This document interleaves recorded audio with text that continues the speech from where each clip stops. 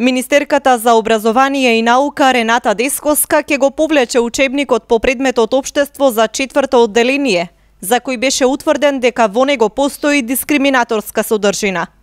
Учебникот го привлече вниманието на јавноста откако родители реагираа на социјалните мрежи за домашна задача во која се бара фотографија од свадбата на родителите, како и датум на стапувањето во брак и слични податоци. Оваа содржина веднаш беше прогласена за дискриминаторска кон еднородителските семејства.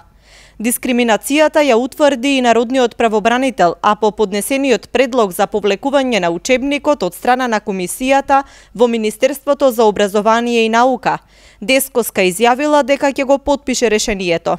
Представката беше поднесена од 40 мајки кои живеат во еднородителска заедница, вонбрачна заедница или во брак со поддршка на Сдруженијето за сексуални и здравствени права на маргинализирани заедници.